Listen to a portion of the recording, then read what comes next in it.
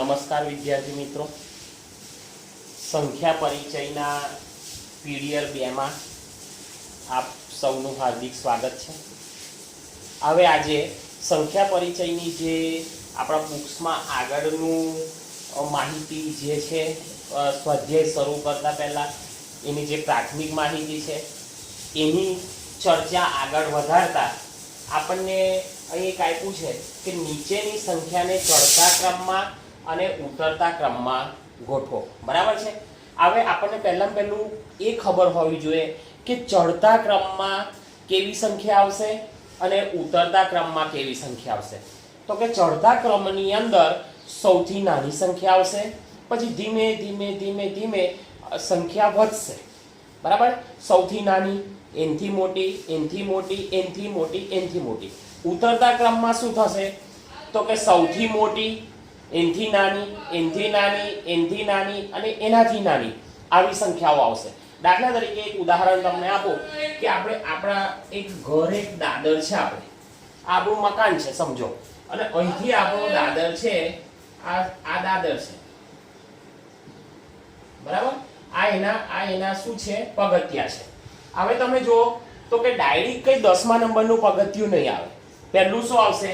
તો કે 1 નંબરનું પગથિયું, 2, 3, 4, 5 અને 6 આ રીતે આના પગથિયા આવશે, બરાબર છે। તો તમે જુઓ પહેલું પગથિયું, બીજું, ત્રીજું, ચોથું, પાંચમું અને છઠ્ઠું। તો ધીમે ધીમે નાની સંખ્યા એનથી મોટી, એનથી મોટી, એનથી મોટી, એનથી મોટી, એનથી મોટી।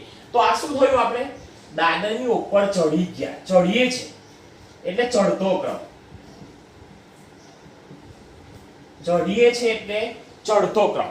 પહેલી નાની, એનથી મોટી, એનથી મોટી, એટલે દાદર પર ચડવાની શરૂઆત કરીએ છે તો ચડતા ક્રમમાં નાની, મોટી, મોટી, મોટી, મોટી, મોટી, બરાબર છે। હવે ઉતરતો ક્રમ, તો કે આ કયા નંબરનું પગથિયું છે? જુઓ તમે, બરાબર। આ પહેલા નંબરનું, આ જોઈએ તો કે 6 નંબરનું, પછી 5નું, 4નું, 3નું, 2નું અને 1નું। તો આપણે અહીં ધાબા પર કે ગમે તે મકાન પર આપણે ચડી ગયા છે, આપણે નીચે ઉતરવું છે, તો આ કયો ક્રમ આવશે? ઉતરતો ક્રમ। તો તમે જો પહેલું કયા નંબરનું પગથિયું આવશે? 6 નંબરનું, પછી 5 નંબરનું, પછી 4 નંબરનું, પછી 3 નંબરનું, પછી 2 નંબરનું, પછી 1 નંબરનું। એટલે ઉતરતા ક્રમમાં પહેલી કેવી સંખ્યા આવશે? મોટી, અને ધીમે ધીમે કેવી બનશે? નાની। જ્યારે ચડતા ક્રમમાં પહેલી કેવી સંખ્યા આવશે? નાની, અને ધીમે ધીમે કેવી સંખ્યા બનશે? મોટી, બરાબર છે। આ ખાસ આપણે યાદ રાખવાનું છે। આટલું તમને યાદ રહી જાય તો ચડતો ક્રમ અને ઉતરતો ક્રમ તમને આવડી જાય। હવે આપણે આ દાખલા જોવાનો પ્રયત્ન કરીએ।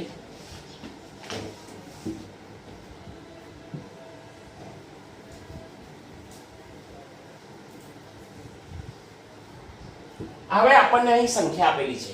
એક સંખ્યા છે 45, બીજી છે 325, બીજી છે 54, પછી છે 235। હવે આપણને ખબર છે કે નાનામાં નાની સંખ્યા આપણે પહેલી શોધવાની, તો નાનામાં નાની આ બે સંખ્યા છે, 45 અને 54। હવે 45 અને 54 માં નાની સંખ્યા કઈ? તો કે આપણને ખબર છે કે 45, બરાબર છે, કારણ કે એકમ દશક, દશકના સ્થાનમાં 4 છે, અને એકમ અને દશક, દશકના સ્થાનમાં 5 છે। તો સૌથી નાની સંખ્યા કઈ આવશે? તો કે 45, બરાબર। હવે એનથી મોટી તો કે કઈ છે? 54 છે। હવે 3 અંકો વાળી જોઈએ તો 3 અંકો વાળી આપણી પાસે બે સંખ્યા છે, કઈ કઈ? તો કે 325 અને 235। તો તમે જો એકમ દશક 100 ના સ્થાનમાં 3 છે, એકમ દશક 100 ના સ્થાનમાં 2 છે, એટલે 2 કેવી કહેવાય? નાની। એટલે 54 થી મોટી કઈ? તો કે 235। પછી એનાથી મોટી તો કે છેલ્લી કઈ વધી? તો કે 325। તો આ આપણો શું થઈ ગયો? ચડતો ક્રમ। પહેલી નાની સંખ્યા, એનથી મોટી, એનથી મોટી અને એનથી મોટી। હવે આપણે કયો ક્રમ કરવાનો છે? ઉતરતો। આ ઉતરતા ક્રમમાં શું આવશે? તો કે પહેલામાં પેલી સૌથી મોટી સંખ્યા, તો કે સૌથી મોટી સંખ્યા કઈ? તો કે 325। ચાલો, એનથી નાની કઈ? તો કે 235। એનથી નાની કઈ? તો કે 54। એનથી નાની કઈ? તો કે 45। આ કયો ક્રમ થઈ ગયો? ઉતરતો ક્રમ. બરાબર છે? હવે એની પછી બીજી સંખ્યાઓ આવી છે. હવે બીજી સંખ્યાની અંદર અહીં આપણને જોઈએ તો કે 847, 9754, 8320 અને 571. હવે આની અંદર તમે જુઓ તો કે આ એક સંખ્યા અને એક આ સંખ્યા એ બે એ 3 અંકો વાળી છે, જ્યારે આ સંખ્યા અને આ સંખ્યા એ 4 અંકો વાળી છે. એટલે આપણે જોઈએ નાનામાં નાની તો આ સંખ્યા અને આ સંખ્યા બેમાંથી હોવી જોઈએ. તો આનો જુઓ તમે એકમ દશક સો, સોના સ્થાનમાં 8 છે. એકમ દશક સો, સોના સ્થાનમાં 5 છે. બરાબર? તો 571 કેવી સંખ્યા કહેવાશે? નાની સંખ્યા. ચાલો 571. બરાબર? પછી એનાથી મોટી કઈ આવશે? 847. ચાલો હવે વાત કોની આવી? 2 ની. 9754, 8320 આ 4 અંકો વાળી 2 છે. તો અહીં તમે જો એકમ દશક સો હજાર, હજારના સ્થાનમાં કેટલા છે? 8 છે. એકમ દશક સો હજાર, હજારના સ્થાનમાં કેટલા છે? 9. હવે આ 9 એટલે 9000 થાય, 8 એટલે 8000 થાય. બરાબર છે? તો 847 થી મોટી સંખ્યા કઈ આવશે? 8320. કઈ સંખ્યા આવશે? 8320. હવે છેલ્લી એક જ સંખ્યા રહી તો કે 9754. 9754 એ આપણી કેવી સંખ્યા થશે? મોટામાં મોટી. એટલે અહીંથી તમે જો નાની સંખ્યા એનથી મોટી, એનથી મોટી અને એનથી મોટી. તો આપણો કયો ક્રમ થયો? ચડતો ક્રમ. ખબર પડી ગઈ બધાને? હા, ચાલો આગળ. હવે વાત કરવાની છે આપણે ઉતરતા ક્રમની. ઉતરતા ક્રમની અંદર આપણને ખબર છે કે આપણે ધાબા પર ચડી ગયા હોય તો જે 9મા નંબરનું પગથિયું એ પહેલું આવશે, 8મું, 7મું, 6ઠું, 5મું. બરાબર છે? એ જ રીતે આમાં મોટામાં મોટી સંખ્યા કઈ તો કે આપણને ખબર છે 9754. એનથી નાની કઈ તો કે 8320. ચાલો એનથી નાની કઈ તો કે 847 અને એનથી નાની કઈ તો કે 571.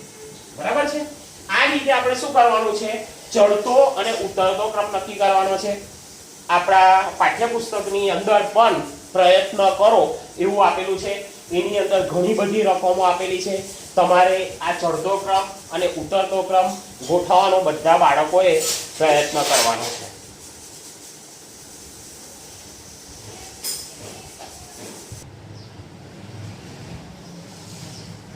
ચાલો સંખ્યા પરિચયની અંદર આપણે જોઈએ તો કે આપણને બીજે આગળ આવા પ્રયત્ન કરો એની અંદર આપણને આવા કોઠા આપેલા છે.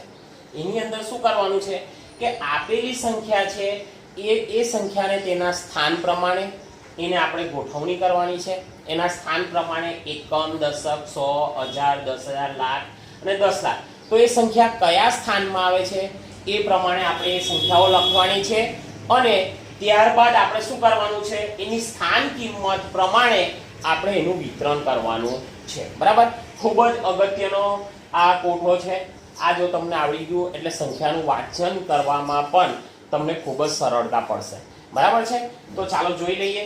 તો કે પહેલા આપણે જોઈએ તો આપણને એક જ સંખ્યા આપેલી છે. તો આને આપણે ગણીએ તો કે કઈ કહેવાય? આને અહીંથી ગણીએ તો કે એકમ. કેટલા કહેવાય? એકમ. બરાબર? તો એકમના સ્થાનમાં અહીં કેટલા છે? 5 છે. તો અહીં એકમમાં કેટલા આવશે? 5. ચાલો દશકમાં આપણને છે 100, 1000, 10000, લાખ અને 10 લાખ. એમાં કોઈ સંખ્યા છે નથી. હવે એકમના સ્થાનમાં 5 છે તો એની સ્થાન કિંમત કેટલી છે? 1.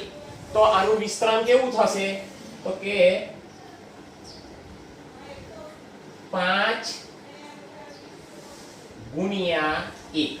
બરાબર છે? આનું વિસ્તરણ કેવું થાય? 5 ગુણ્યા 1.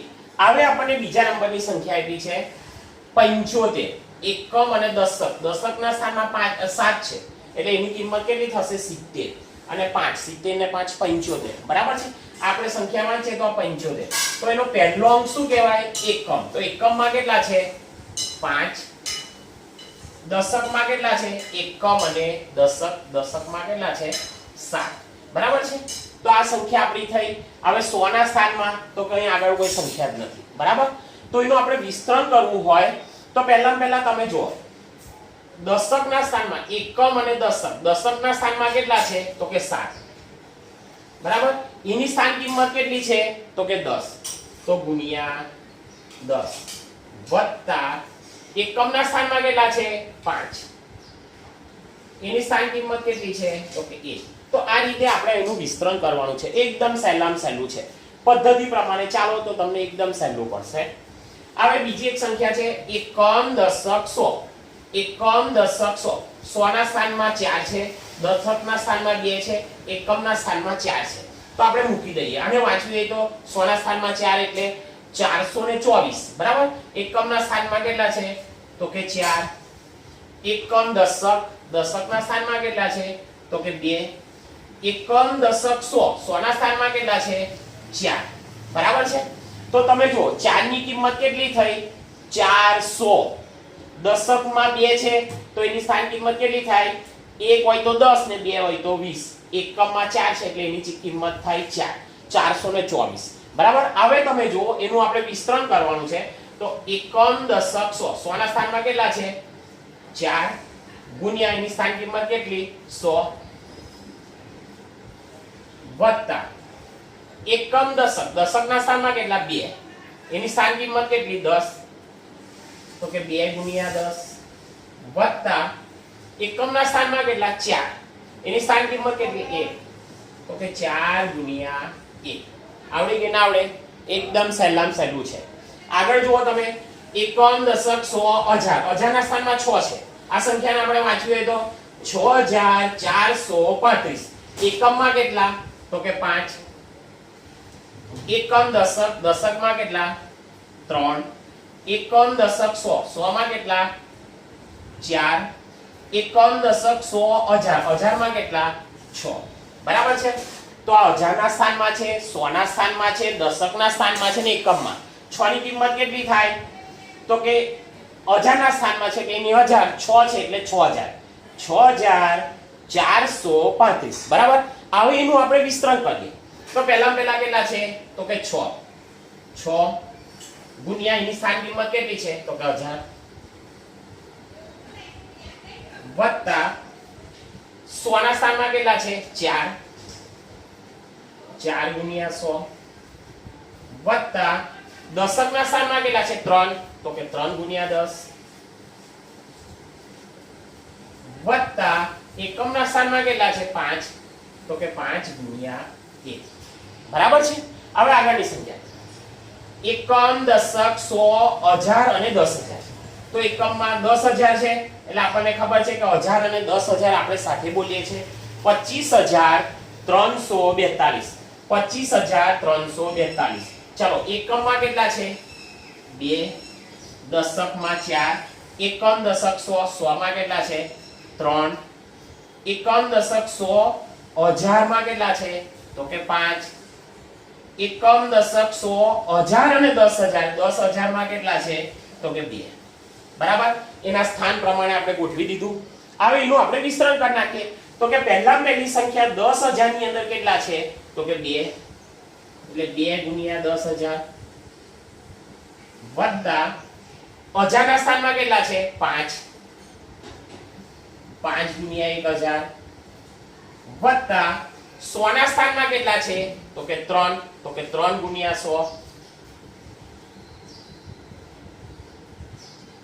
વત્તા દશકના સ્થાનમાં કેટલા છે તો કે 4, તો કે 4 ગુણ્યા 10 વત્તા એકમના સ્થાનમાં કેટલા છે તો કે 2, તો કે 2 ગુણ્યા 1. આ રીતે આપણે એનું વિસ્તરણ કરવાનું છે, બરાબર છે. એકદમ સહેલામાં સહેલું છે, બરાબર ધ્યાન આપજો. હવે આગળ જોઈએ આપણે એકમ દશક 100 હજાર 10000 લાખ, બરાબર. 1000 અને 10000 આપણે આગળના પીરિયડમાં પણ કીધું હતું કે આપણે સાથે બોલીએ છીએ. આ ત્રણ સંખ્યાઓની અંદર આ બે સંખ્યા આપણે સાથે બોલીએ છીએ તો કે અને આ 100 નું સ્થાન છે તો કે એકમ દશક 100 હજાર 10000 અને લાખ 1,35,431, બરાબર છે. ચાલો એકમના સ્થાનમાં કેટલા છે તો કે 1, દશકના સ્થાનમાં તો કે 3, ગણો એકમ દશક 100 ના સ્થાનમાં તો કે 4, એકમ દશક 100 હજાર હજારના સ્થાનની અંદર 5, એકમ દશક 100 હજાર 10000 ના સ્થાનમાં કેટલા છે તો કે 3, એકમ, દશક, સો, હજાર, 10,000 અને લાખ. લાખના સ્થાનમાં કેટલા છે તો કે 1. બરાબર છે. આને આપણે વાંચીએ છીએ 1,35,431. બરાબર. હવે આપણે જોઈએ તો કે એક કયા સ્થાનમાં છે તો કે લાખના સ્થાનમાં છે. બરાબર છે. તો આપણે લખી દઈએ 1 ગુણ્યા આ કેટલા લખવાના છે લાખ. બરાબર.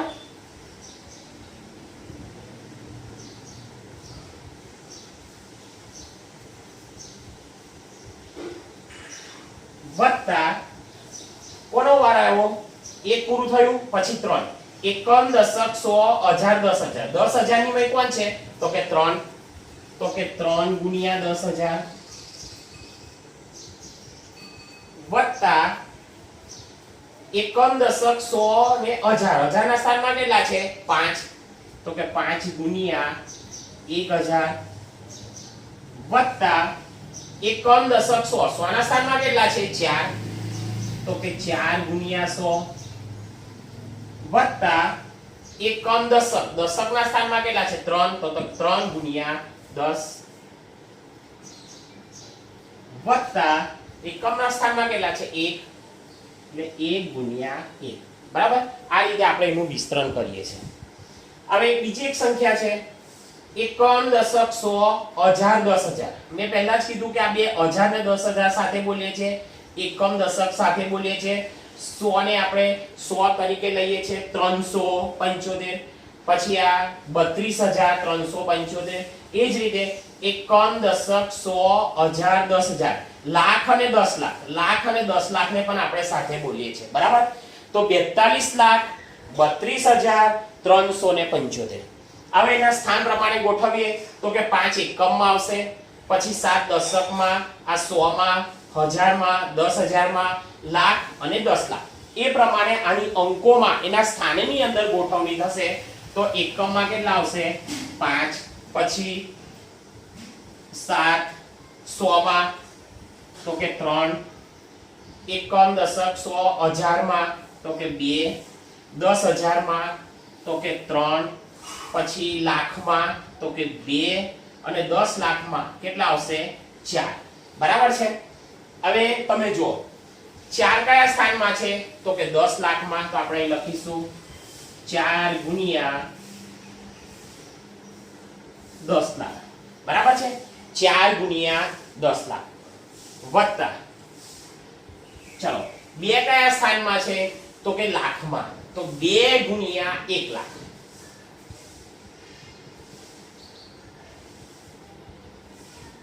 બરાબર.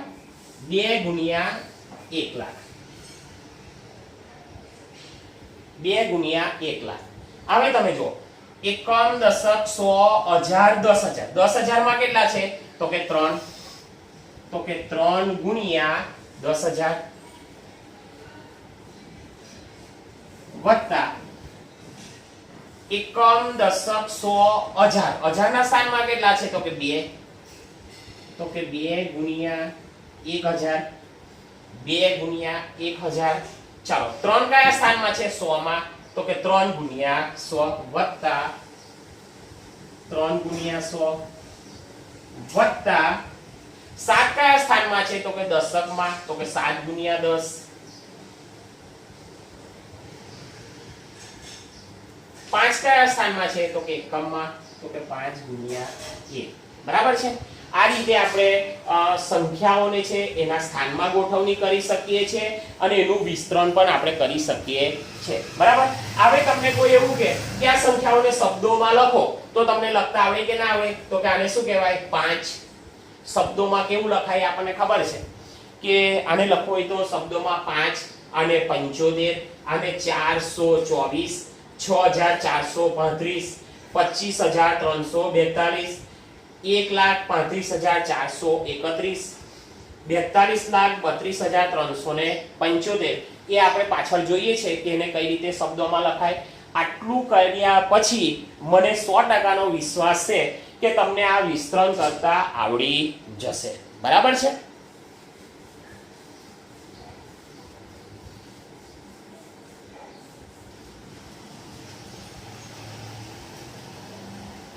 સંખ્યા પરિચયની અંદર આપણે આગળ જોઈએ તો આપણા પાઠ્યપુસ્તકની અંદર આવું આપેલું છે કે પેટર્ન પૂર્ણ કરો.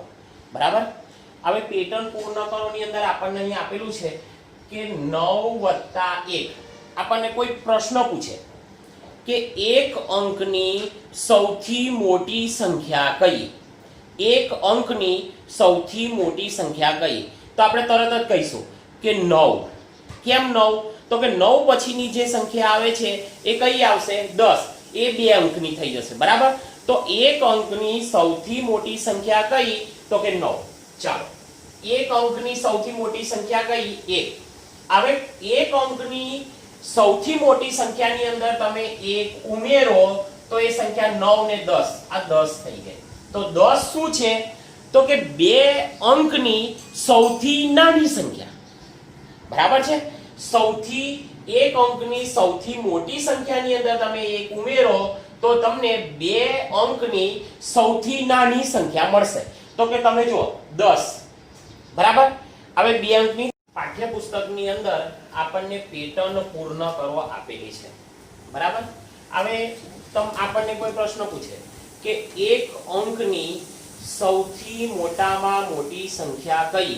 એટલે આપણે તરત જ કહીશું કે એક અંકની સૌથી મોટામાં મોટી સંખ્યા કઈ? તો કે 9. બરાબર. હવે 8 તો કે 9 થી નાની થઈ જાય. બરાબર. અને 9 માં 1 ઉમેરીએ તો 10 થઈ જાય. 10 એ 2 અંકની થઈ જાય. તો એક અંકની સૌથી મોટામાં મોટી સંખ્યા 1 છે. સોરી 9 છે. હવે 9 ની અંદર તમે 1 ઉમેરો તો કેટલા થઈ જાય? 10. તો 10 શું થયું?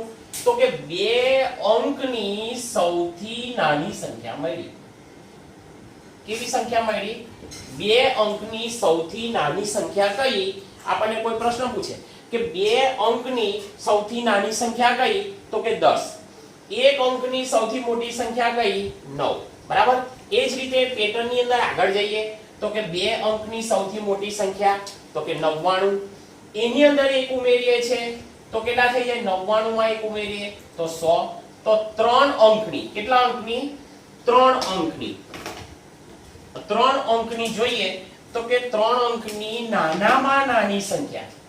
3 અંકની નાનામાં નાની સંખ્યા તો કે કઈ થશે? 100. એ જ પ્રમાણે 3 અંકની મોટામાં મોટી સંખ્યા 999. એમાં 1 ઉમેરો તો કેટલા થઈ ગયા? 1000. તો 1000 શું થયું? તો કે 4 અંકની નાનામાં નાની સંખ્યા. આપણને કોઈ પૂછે કે 4 અંકની નાનામાં નાની સંખ્યા કઈ? તો કે 1000. બરાબર. એ જ પ્રમાણે 4 અંકની મોટામાં મોટી સંખ્યા કઈ? 9999. એની અંદર 1 ઉમેરો છો તો તમને શું મળે છે? 5 અંકની નાનામાં નાની સંખ્યા મળે છે. બરાબર. એ જ પ્રમાણે 5 અંકની મોટામાં મોટી સંખ્યા કઈ? તો આપણને ખબર છે 99999. હવે એની અંદર તમે 1 ઉમેરો તો આપણને 6 અંકની, કેટલા અંકની? 6 અંકની સૌથી નાની, 6 અંકની સૌથી નાની સંખ્યા મળશે. બરાબર. 1 એકમ, દશક, 100, હજાર, દશક એટલે લાખ, 1 લાખ. બરાબર છે. હવે આગળ જુઓ તમે 1 2 3 4 5 6. આ 6 અંકની, 6 અંકની મોટામાં મોટી સંખ્યા કઈ? તો કે 9,99,999. હવે એની અંદર તમે 1 ઉમેરો છો તો કેટલા થયા? 10 લાખ. 10 લાખ શું થયું? તો કે 5 6 અને 7, 7 અંકની, કેટલા અંકની? 7 અંકની સૌથી નાની સંખ્યા તો કે 10 લાખ. એ જ પ્રમાણે તમે ગણો 1 2 3 4 5 6 અને 7. 7 અંકની, 7 અંકની સૌથી મોટી સંખ્યા, 7 અંકની સૌથી મોટી સંખ્યા કઈ? તો કે 99,99,999. એની અંદર તમે 1 ઉમેરો છો તો આ કેટલા થઈ જાય છે? 1 કરોડ. કેટલા થાય છે? 1 કરોડ. તો 1 2 3 4 5 6 7 8. તો 8 અંકની સૌથી નાની સંખ્યા કઈ? તો કે 1 કરોડ. બરાબર છે. એટલે આ રીતે આપણે આ સૌથી મોટી સંખ્યા, 1 અંકની, 2 અંકની, 3 અંકની, 4 અંકની, 5ની, 6ની અને 7ની. બરાબર.